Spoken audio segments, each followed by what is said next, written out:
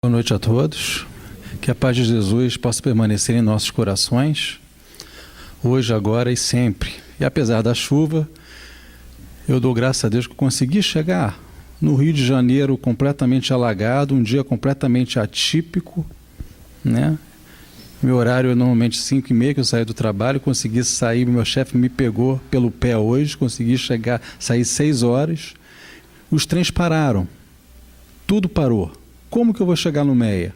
Qual o melhor caminho? Dúvida, incógnita. Mas aí, graças a Deus, ocorreu tudo bem, a Maria me salvou aqui no Meia, eu consegui chegar aqui em mais uma casa de Cristo. O assunto que nos traz aqui hoje diz respeito ao Decálogo, né? As leis de Moisés, para nós refletirmos um pouco. E antes de mais nada, agradeço mais uma vez a oportunidade da casa, de estudo, de trabalho, e vejo que apesar da chuva, a casa está cheia de encarnados e desencarnados, né? Foi escolhas que nós fizemos hoje de estarmos aqui reunidos para fazermos algumas reflexões à luz da doutrina espírita. Então, o assunto que nos traz aqui hoje, como eu já falei, é sobre o Decálogo. Antes de nós conversarmos propriamente dito sobre o Decálogo, vamos fazer algumas reflexões. Uma delas aconteceu há muito tempo, num determinado planeta de uma estrela chamada Capela, pertencente à constelação de Cocheiro, né? A estrela é Capela, a constelação é Cocheiro. O povo, os espíritos, melhor dizendo, que ali estavam, eles se encontravam numa condição moral incompatível com a evolução daquele orbe. Eles não possuíam mais a condição moral de dar prosseguimento à sua jornada evolutiva ali. Então, esses espíritos eles foram convidados a se retirar desse orbe, né, de uma forma compulsória, pois aquele orbe estava passando por uma outra categoria de mundo. E eles vieram aqui para a Terra, na nossa nave azul. E aqui formaram 4 grandes povos, entre eles o povo hebreu, que vai ser o que nós vamos conversar na noite de hoje, o povo hebreu. Característica básica em comum, na verdade, de todos eles. Eram extremamente inteligentes e moralmente pouco desenvolvidos. Eles não tinham ainda a condição moral necessária, a condição moral de uma certa forma evoluída. Então eles vieram para cá para quê? Porque eles não tinham mais condição de permanecer ali, naquele orbe, condição moral. Eles vieram para cá justamente para nos ajudar o quê? A evoluir o nosso planeta, né? Evoluir o nosso planeta. E aí veio o povo hebreu para cá. Em determinado momento dessa história, tinha um cidadão chamado Abraão, ou Abrão, tanto faz. Abraão e seu povo, hebreu. Nas margens do Rio Jordão, tendo ao norte o Mar da Galileia, ao sul o Mar Morto, e eles habitavam aquela região da então Palestina. Pois bem, Abraão, de certa forma, até então, como aconteceu com todas as civilizações e com o início do grupo liderado por Abraão, era um povo politeísta, ou seja, acreditava em vários deuses. Deus Sol, Deus Lua, Deus Terra e por aí vai. Isso lá nos primórdios. Nós estamos falando aqui, em média, mais ou menos 3.000 anos antes de Cristo. Em média. Para mais ou para menos, mas em torno disso. Abraão teve 2 filhos. Um, que era comum naquela época, porque sua esposa não possuía fertilidade, ele teve o filho com a serva dele, né? E deu o nome de Ismael.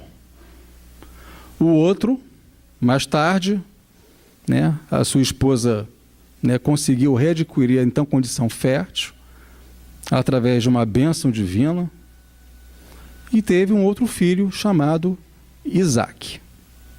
Ismael e Isaac. Eu fiz até uma brincadeira essa semana, só um parênteses muito rápido, com um colega de trabalho, né, que tem 3 filhos, e ele soube agora que ia ser pai de novo. Inclusive o filho dele já nasceu. Aí eu perguntei, qual o nome do seu filho? O nome dele é Ismael, tá? Qual o nome do seu filho? Isaac. Eu falei, isso tem a ver com o meu estudo da próxima segunda-feira. Né, o mundo é pequeno. Pois bem, então tem Ismael e Isaac. O tempo anda, o tempo evolui, aquele povo vive de uma atividade agropastoril, né? precisa daquela atividade para poder sobreviver, de certa forma, naquele mundo ainda bastante hostil. Isaac, por sua vez, também se casa, né? E tem filhos. Entre eles, um cidadão chamado Jacó. Um cidadão chamado Jacó entre os seus filhos. Jacó, por sua vez, também cresce, desenvolve, etc. E ele resolveu também ter filhos, como era natural ter filhos, a procriação, né?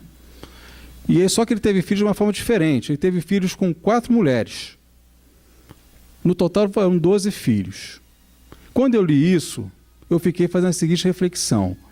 Hoje em dia já está complicado, né, para algumas pessoas ter filho com uma mulher.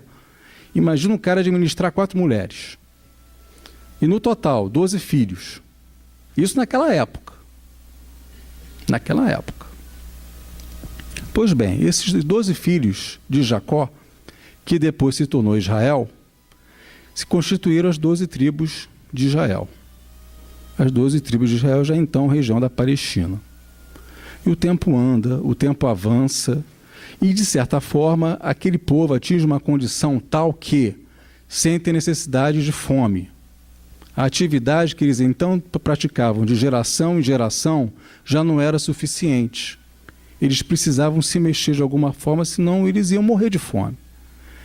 Então o povo hebreu, ele sai da então região da Palestina e ele migra para o Egito. Ele migra para o Egito. Faz esse processo, essa viagem até o Egito. Os egípcios, inicialmente, acolheram muito bem aquele povo. Deram de tudo para eles. Só que, em certo momento, o que aconteceu com esse povo? Eles foram escravizados. Os hebreus foram escravizados. Em condições subhumanas. Em condições fora do que era permitido até então. E eles ficaram escravizados durante um bom tempo. Durante um bom tempo, o povo hebreu. Bem escravizados. E aí, Moisés, ele reencarna dentro desse cenário, onde o seu povo estava sendo escravizado, humilhado, né? De uma condição completamente adversa. Ele reencarna dentro desse contexto histórico, dentro desse contexto cultural também, por assim dizer. Por que não? E tinha uma regrinha. Os egípcios estavam verificando que estava nascendo muito judeu. Pouco antes de Moisés reencarnar, né? Estava nascendo muito judeu. Ou hebreu, ou israelita, tanto faz. Então eles deram a seguinte ordem: olha, a cada judeu que nascer, a cada hebreu que nascer, não vai mais sobreviver. Mas pela bênção divina, quando Moisés reencarna, o que acontece com Moisés?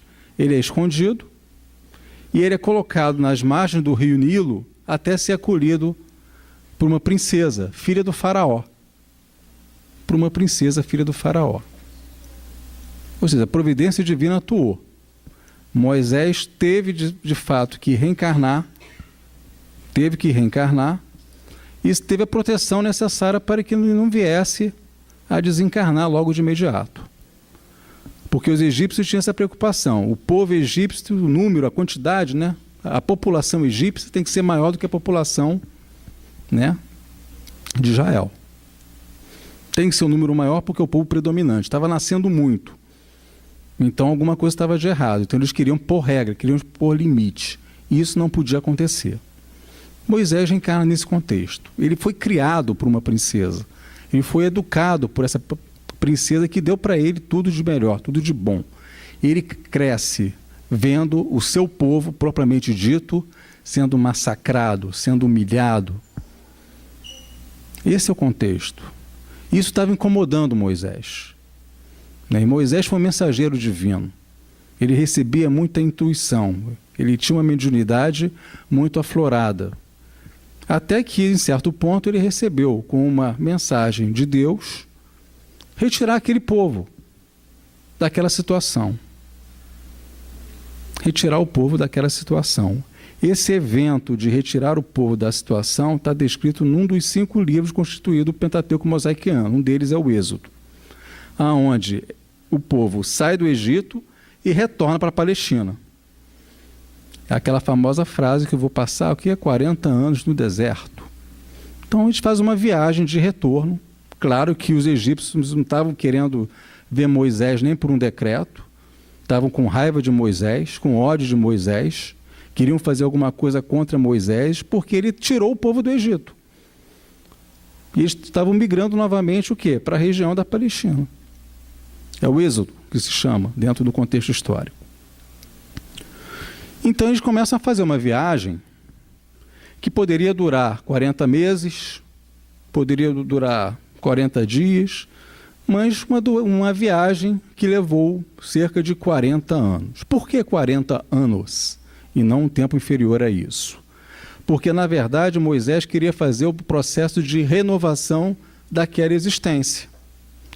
Ele queria que realmente o povo hebreu viesse com uma nova configuração, um novo formato de geração, que fosse preparar o terreno para a vinda do Messias futuramente.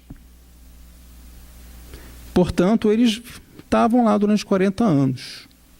Passavam pela entrada da cidade de Canaã, alguns entraram, Moisés continuava com aquele povo andando no deserto por muito e muito tempo, até que, em um determinado momento, Moisés sai para orar no Monte Sinai. Ele sai para fazer suas orações, como sempre Moisés fazia as orações. Mas, em particular, nesse instante, nesse momento, Moisés saiu para orar no Monte Sinai. E no Monte Sinai, novamente, ele recebe a mensagem divina, que são os 10 mandamentos. E é aí que vem a figura da primeira revelação, né? Que é a revelação através de Moisés. Porque revelar é dar conhecimento de alguma coisa a alguém, dar a primeira notícia. Então Moisés recebeu aqueles mandamentos, os 10 mandamentos. Mas o que é mandamento? Tem uma definição bem interessante que eu trouxe aqui da equipe da FEB. Isso foi em 1995, que define mandamento. Bem interessante. Mandamentos são os princípios éticos transmitidos por Deus aos homens de todos os tempos, através de emissários chamados profetas. Através de emissários chamados profetas. Foram sintetizados no Decálogo, no qual Jesus não veio derrogar, mas sim aperfeiçoar. Foi em 95 a definição pelo pessoal da FEB. Né? E aí veio o Decálogo. Só de curiosidade eu falei do Êxodo, né? Que é o processo de viagem do povo do Egito para então a região da Palestina. Né? Dentro do Pentateuco mosaiquiano, que é semelhante ao Pentateuco que nós temos aqui, né? O Livro dos Espíritos, etc. São 5 livrinhos. São eles a Gênesis, o Êxodo, né? Levítico, Números e Deuteronômio. Toda essa história, né, desde o processo do povo hebreu, etc., é uma história muito bonita. E essa história é dividida nessas 5 obras. E tem outras passagens também, né? Mas principalmente no livro do Êxodo, que passa dessa viagenzinha do povo entre o Egito até de volta à região da Palestina. É uma história muito bonita, que nós sequer a gente para pensar, caramba, como que isso foi acontecer, né, nesse contexto histórico. E aí nós temos aí os 10 mandamentos, que nós sempre ouvimos, mas será que nós entendemos realmente o significado desses mandamentos? O que será que, na verdade, o mensageiro, Deus, quis passar para Moisés? Né? São mandamentos, são mensagens, são diretrizes de ordem divina. Moisés falava para aquele povo que eram as regrinhas de Deus. Mas é claro, não necessariamente diretamente de Deus. Moisés era médium, tinha uma certa mediunidade, e os espíritos, na verdade, designados pelo Criador, se encarregaram de levar até Moisés os primeiros passos para preparar o terreno para a vinda do Mestre Jesus. São 10 mandamentos. Inicialmente é de Deus para com o homem, e depois do homem para com o homem diretamente. Primeiro mandamento, só para a gente recordar, o que está no Evangelho segundo o Espiritismo: eu sou o Senhor vosso Deus, que vos tirei do Egito, da casa da servidão. Não tereis diante de mim outros deuses estrangeiros. Ponto. Só uma paradinha aqui antes de continuar. Então ele já está ratificando para aquele povo o seguinte: eu sou o Senhor vosso Deus que vos tirei do Egito, né? Lembra daquela a viagem que foi feita? Da casa da servidão. Não tereis diante de mim outros deuses estrangeiros. Ou seja, ele já está ratificando a presença de um Deus único, né? Não mais vários deuses, como já era muito tempo atrás, bem antes de Moisés. Mas ele está oficializando, formalizando a existência de um único Deus. Isso é importante para a vida de Jesus. Jesus não poderia vir no mundo em que existiam vários deuses. Isso é importante, é um dos pontos mais importantes. Ainda um Deus um pouco antropomórfico. Ainda um Deus baseado numa figura humana, em caráter punitivo. Mas, de qualquer forma, é um Deus único. De qualquer forma, é um Deus único. E continuando esse primeiro mandamento: não fareis imagem esculpida. As pessoas antigamente tinham muito, cultivavam muito a questão da imagem. Nem figura alguma que está acima do céu, nem embaixo da terra, nem do que quer que esteja nas águas sob a terra. Não os adorareis e não lhes prestareis culto soberano. Ou seja, ele está ratificando o quê? A existência de um único Deus. Sem imagem, sem nada, apenas um único Deus.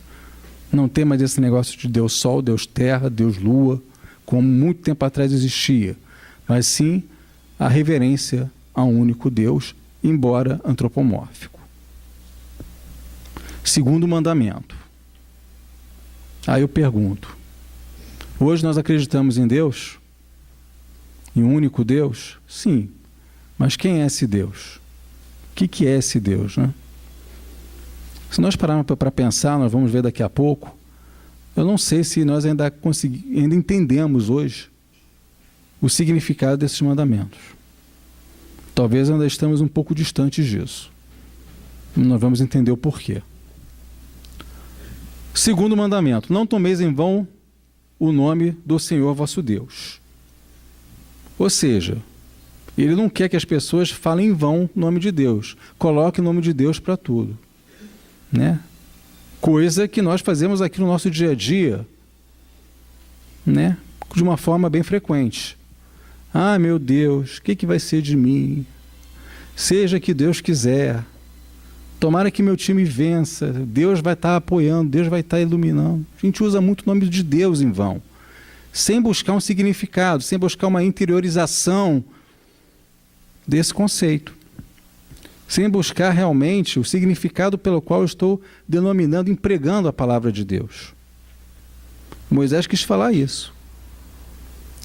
Moisés, em termos históricos, mais ou menos 1300, 1400 anos antes de Cristo, só para vocês terem na referência o tempo.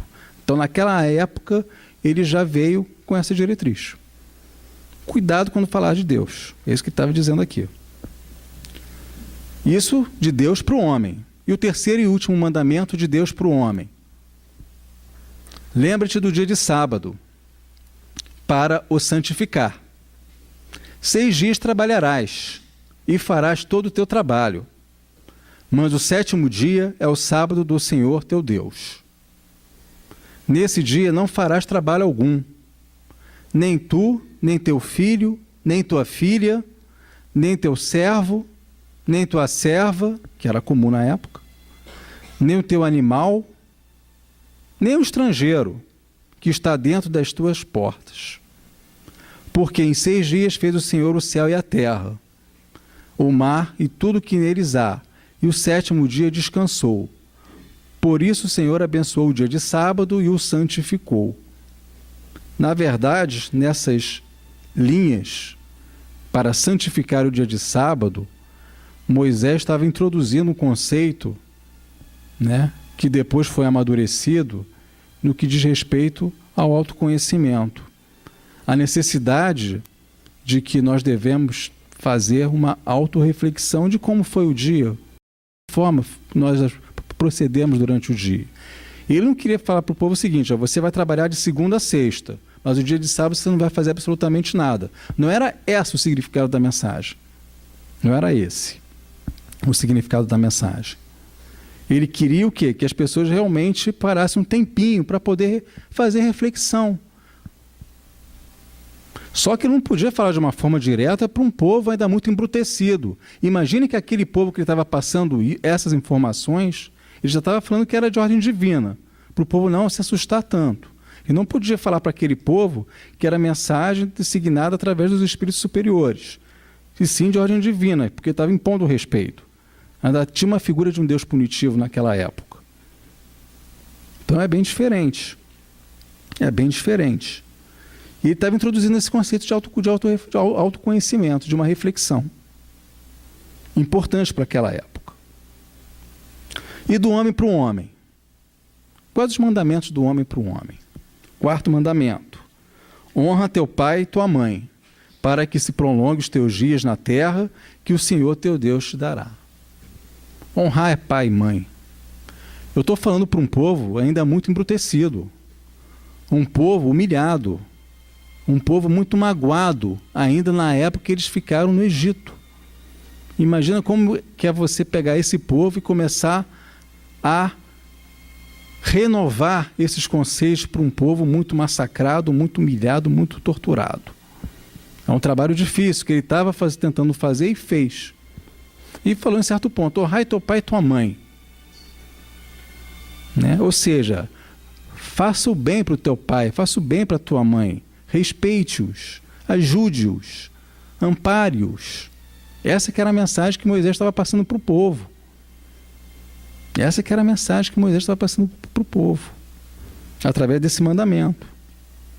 Não matarás, tirar a vida alheia, né? Não cometais adultério. E entenda aqui, adultério não apenas a questão da traição em si, entre os sexos, mas a questão também o quê? Do pensamento. Só que ele tinha que botar de uma forma muito introdutória: não cometais adultério. Ele estava preparando o terreno para o Mestre Jesus. Lá na frente que Jesus veio aprofundar isso. Mas ele estava preparando o terreno, já estava introduzindo esse conceito. Não cometais adultério. Cuidado, não é só traição, é cuidado com o que você pensa. Qualidade dos pensamentos. Não roubeis, né? Roubar propriamente dito. Não dirás falso testemunho contra o teu próximo. Ou seja, não julga o próximo. Cuidado quando você falar do seu próximo. Gente, isso há 1.300 anos antes de Cristo. Há 1.300 anos antes de Cristo. Nono mandamento: não desejais a mulher do vosso próximo. Entende-se aqui mulher ou homem, né? É um exemplo. A sociedade ainda era um pouco machista naquela época. Não desejais a mulher do vosso próximo. Por que está não desejais o homem? Não desejais a mulher do vosso próximo. Aqui escrito. Porque é característica daquele povo, da cultura daquela época. E, por último, não cobiceis a casa do vosso próximo, nem teu servo, nem tua serva, nem teu boi, teu asno, nem qualquer das coisas que lhe pertençam. Né? O servo porque era costume, era a questão cultural da época ter um servo, ter uma serva. Então não cobiçais o servo e a serva. E o boi e o asno nessa história, por que eles entraram? Pela atividade predominante da época, que era uma atividade essencialmente agropastoril. Eles viviam disso, sobreviviam disso durante muitos e muitos anos, gerações e gerações.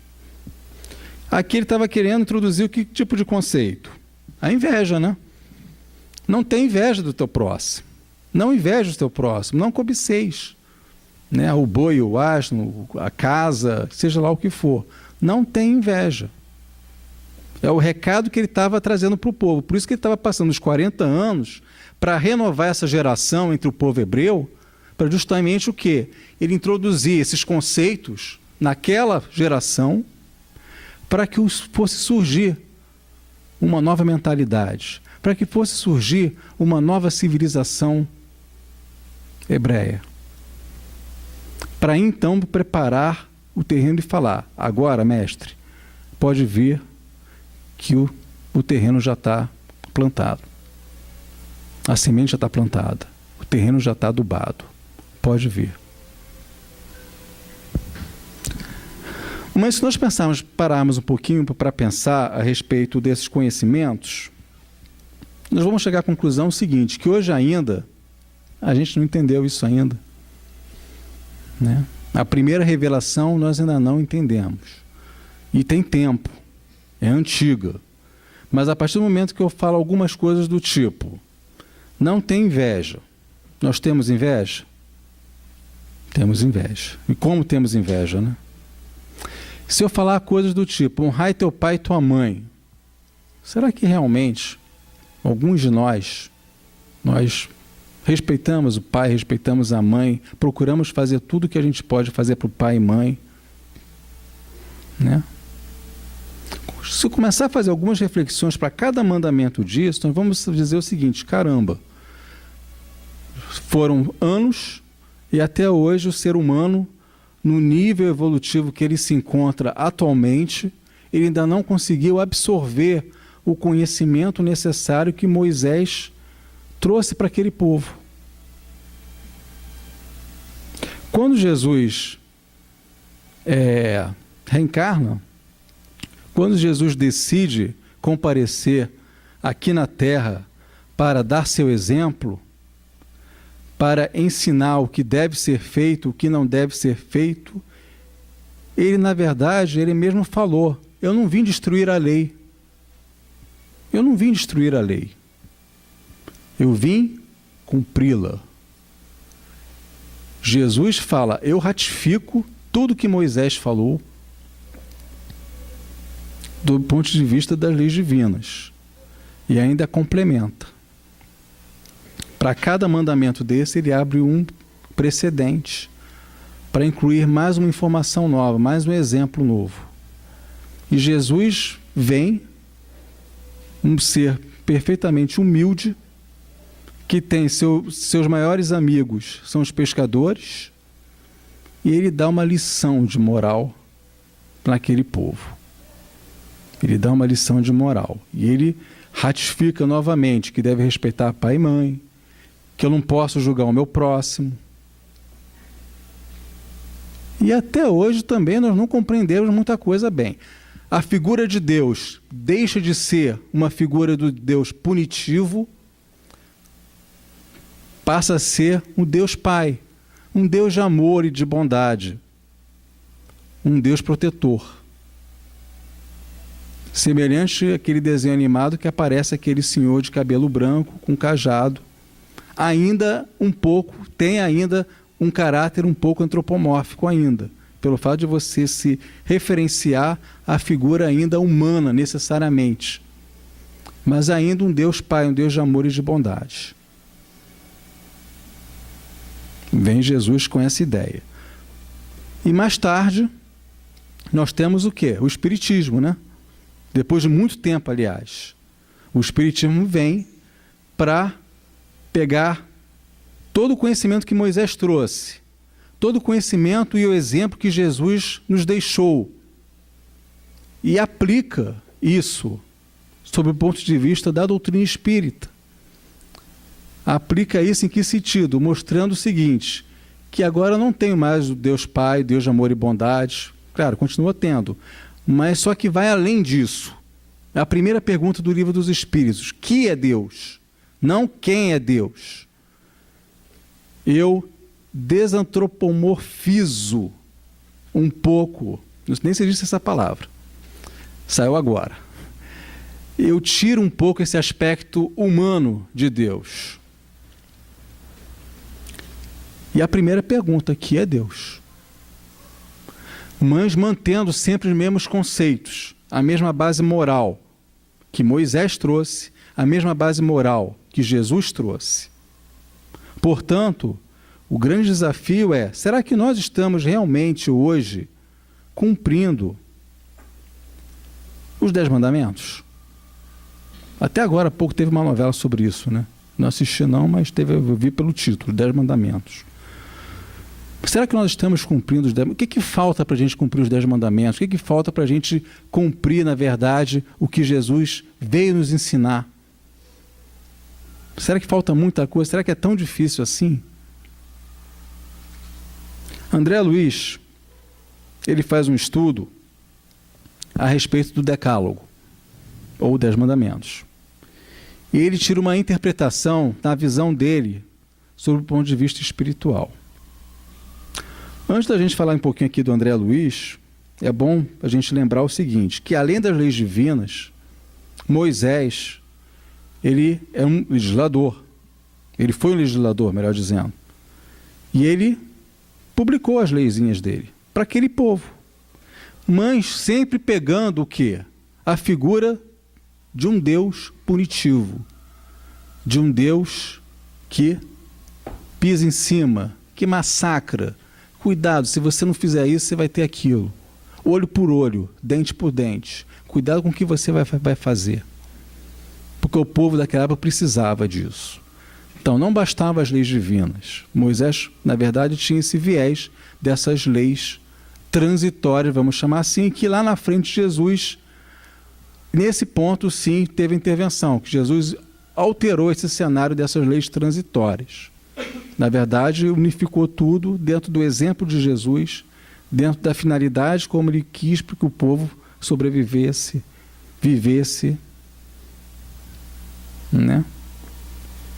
E André Luiz, ele fez o quê? Ele fez uma síntese, e ao mesmo tempo uma reflexão sobre os 10 mandamentos. André Luiz fala o seguinte, número 1, consagra amor supremo ao Pai de bondade eterna, nele reconhecendo a tua divina origem. Amor supremo ao Pai de bondade eterna.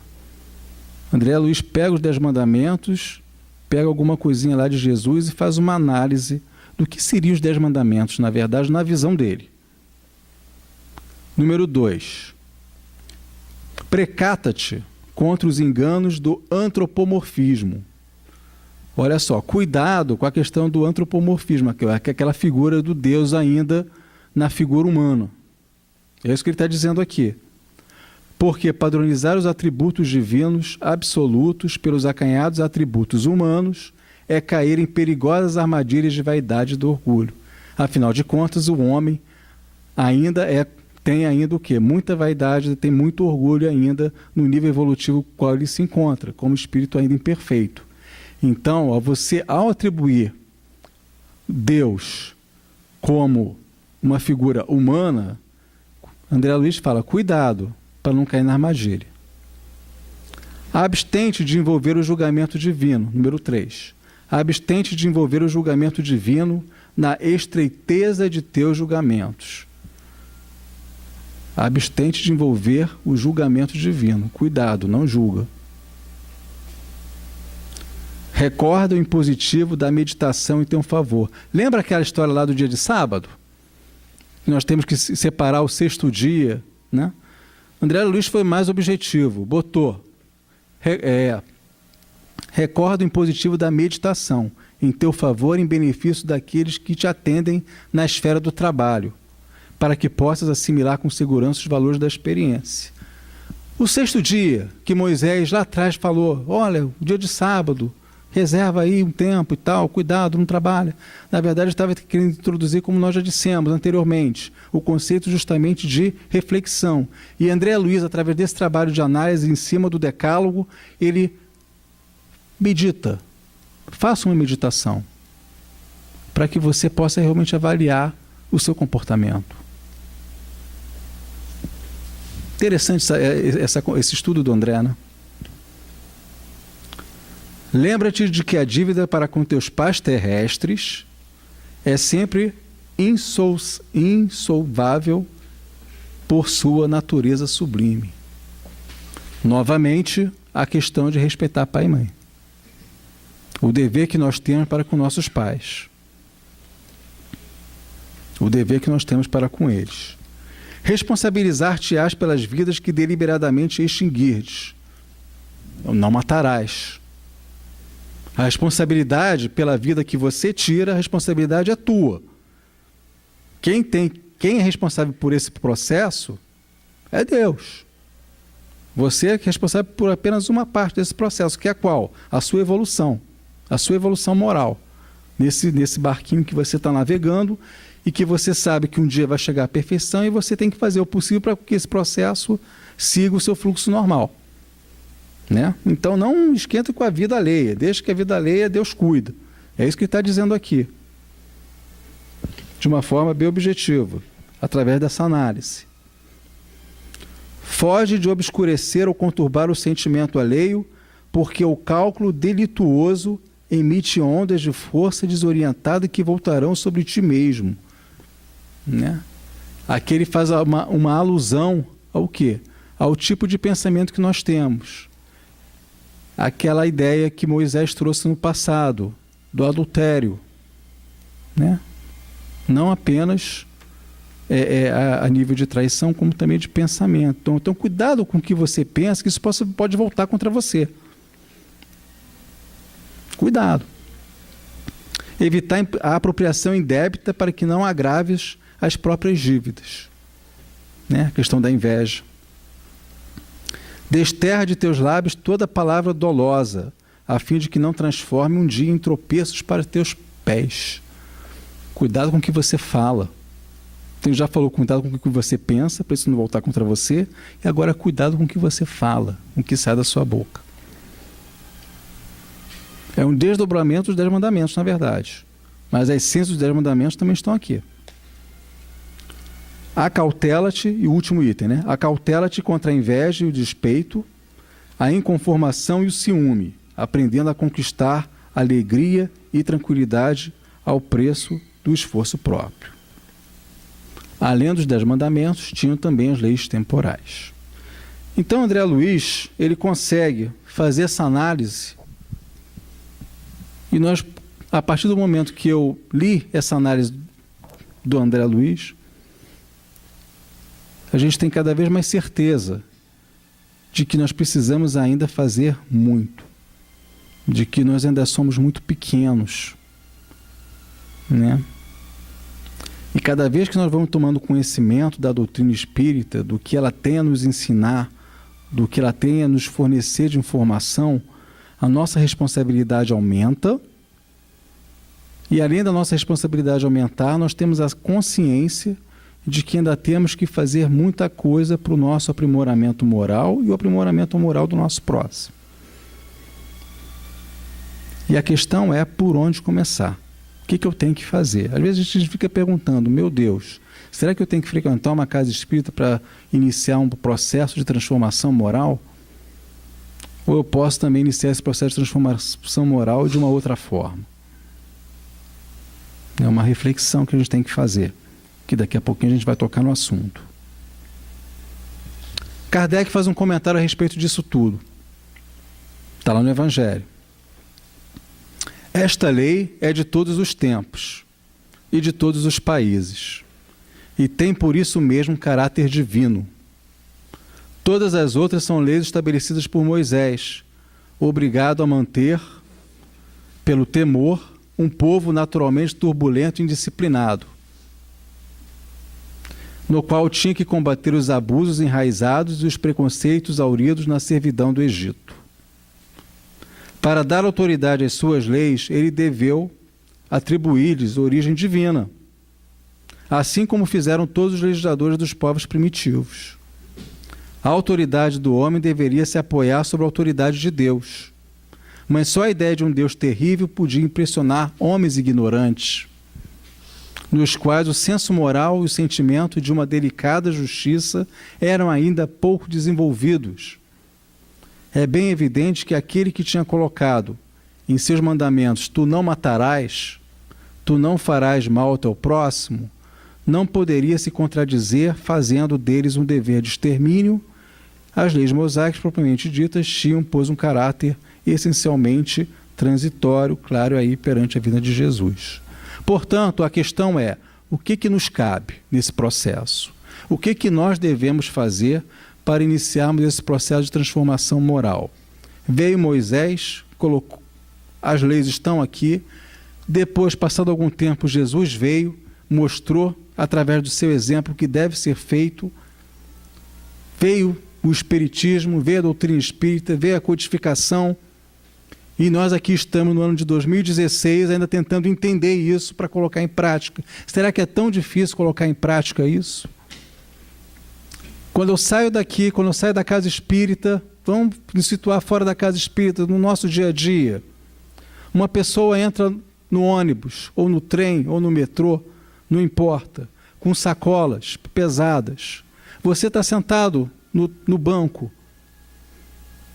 O fato de você ceder o lugar para aquela pessoa que entra naquele ambiente já é um ponto de mudança, que até então você não fazia isso. Até então a pessoa pensava, não, ela tem que ir para o assento preferencial, se for uma pessoa realmente que se enquadra naqueles critérios. Ou não, eu trabalhei o dia inteiro, vou ficar sentado. Mas não, você muda completamente a forma de pensar, a forma de atuar. Isso começa a ser alterada através do respeito ao próximo, através de não mais julgar o próximo, de você realmente levantar e ceder o lugar para aquele irmão, que é o teu próximo, é o teu irmão de jornada. Está aqui igual você no mesmo barquinho, o destino é um só, evolução, é chegar à perfeição, é chegar no plano espiritual de uma forma melhor do que nós nos encontramos hoje.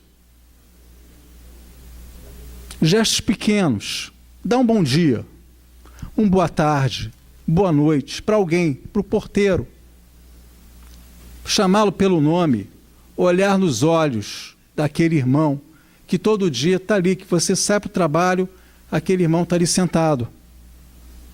Tem gente que pensa, mas um porteiro, tá, mas é irmão de jornada. Passa às vezes chamando ele de João, de José. E no final, qual é o seu nome? Meu nome é Antônio. Tamanha consideração. Olha às vezes, mas não olha no olho. Um olhar no olho tem toda a diferença.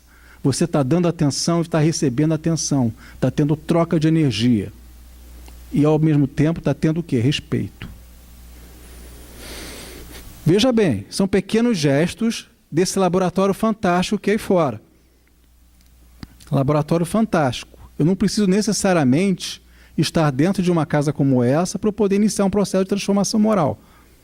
Eu posso fazer a minha parte aí fora. Um posso ajudar. Quem não gosta de ouvir um posso ajudar? Você às vezes está numa situação complicada, não tem como pedir ajuda e vem uma pessoa e fala o seguinte, posso te ajudar? O que você está precisando? Por que você está assim nesse estado? Conte comigo. Por que você precisar. Se você não quer falar nada agora, tudo bem. Mas quando você quiser falar, estou à sua disposição. Muda o comportamento. Você começa a mudar a forma de lidar com o mundo externo. É isso que Moisés queria. É isso que Jesus veio dar o exemplo. E que nós ainda não entendemos e como botar isso em prática, que são coisas mínimas, gestos mínimos. A espiritualidade está falando o tempo todo. Pessoal, espíritos do bem, vamos mudar. Mudem a forma com que vocês se relacionam, a forma com que vocês pensam. Pensamento é outra coisa importante. Moisés já falava aqui, André Luiz fez análise, falou muito em pensamento, em disciplina de pensamento. A forma com que eu tenho meu pensamento disciplinado, o que eu penso no meu dia. A gente pensa muita besteira, não é verdade? Fala muito mal das pessoas. E como? Está na hora de mudar isso. Está na hora de mudar isso. Se nós quisermos realmente continuarmos nesse planeta, futuramente, que está passando de mundo de provas e expiações para um mundo de regeneração, se nós quisermos aqui permanecer, nós precisamos urgentemente mudar a forma com que nós pensamos e a forma pela qual nós agimos perante o meu próximo, perante a mim mesmo e perante o meio ambiente. Parece que é difícil, mas é difícil. Mas vamos começar com as coisas simples. Como eu falei ainda há pouco. Minha esposa é professora. O aluno dela chegou para ela e falou o seguinte: tia, meu pai me falou que eu tenho que jogar o lixo no chão. Porque se eu não jogar o lixo no chão, eu vou tirar o emprego do Gari, aquele moço lá de laranja. Então, cuidado com o mundo que nós estamos deixando também para essas crianças. Né? São várias variáveis envolvidas. Eu tenho que pensar o que eu posso fazer de melhor para mim mesmo. O que eu posso fazer de melhor para o meu próximo, para o meio ambiente que me cerca. Como que eu posso cuidar dos meus pensamentos? Santo Agostinho, grande divulgador do Espiritismo, na questão 919 do Livro dos Espíritos, ele dá uma aula sobre a forma pela qual eu posso fazer um trabalho de análise, autoanálise, autoconhecimento, administrando os meus pensamentos, sabendo o que eu pensei de bom, ou o que eu fiz de bom também, o que eu fiz de mal, pensei de uma forma errada, o que eu posso fazer para melhorar no dia seguinte. Pede desculpa, qual o problema? Não é? Vamos acabar com o nosso orgulho. Eu errei, me desculpa. Nós precisamos dar esse passo. Nós precisamos lubrificar essa engrenagem. É isso, esse que é o convite. Para nós vivenciarmos o decálogo na sua plenitude, como deve ser vivenciado, nós precisamos deixar apenas de ler o que está escrito e precisamos vivenciar o que está escrito. Vivenciar não só o decálogo, vivenciar o Evangelho, vivenciar essa doutrina maravilhosa que nos consola, que nos orienta. É isso que nós precisamos fazer. Isso tem um nome muito simpático, chamado espiritizar. Espiritizar é o quê? Você colocar em prática uma teoria, em particular o Evangelho, a parte moral. Parar, sair da esfera, vamos ler, que leitura bonita. Não. De que forma eu posso vivenciar isso? Com quem que eu posso vivenciar isso? Pôr em prática? Com você mesmo, claro. Mas quem mais? Quem é meu próximo? Dentro de casa. Aqui também. Casa Espírita ajuda muito nesse processo, através do trabalho justamente em prol da sociedade, fazer trabalho de assistência, visitas a orfanatos, tem algumas casas que fazem. Ajuda, porque vai te treinando. Agora, não preciso realmente da Casa Espírita para poder fazer um trabalho nesse sentido em prol desse grande projeto chamado Projeto de Transformação Moral. Esse é o nosso desafio, que nós precisamos ter sempre em mente. O que eu posso fazer para vivenciar as leis mosaicas, para que eu possa vivenciar o Evangelho de Jesus, para que eu possa vivenciar a doutrina trazida. É a famosa zona de conforto que nós precisamos sair. Né? Precisamos sair dessa zona de conforto. Precisamos dar um passo além do que nós já demos. Esse é o nosso desafio. Essa é a mensagem final que eu quero deixar aqui para vocês. Que vocês possam fazer essa reflexão do que cada um pode fazer, né? Não precisa ser nenhuma atividade, nenhuma tarefa fora do normal. Uma tarefa simples. Mas faça essa tarefa simples que antes você não fazia. Mas que você vai implantar essa tarefa simples no seu uso diário. Vai transformar isso. Hoje é uma tarefa simples. Amanhã será outra tarefa simples. E depois de amanhã vai ser uma tarefa um pouco mais complexa. E é gradativo. A natureza não dá saltos. O processo de evolução é lento. O processo de evolução é gradativo. Por isso que eu deixo essa mensagem final.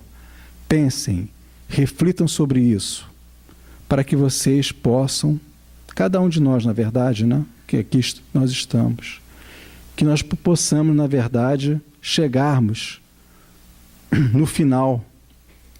Ou seja, quando nós retornarmos à nossa pátria espiritual, que nós possamos chegar lá e ter a consciência tranquila, do tipo, eu fiz o melhor que eu podia fazer, com crédito de que a vitória foi conseguida.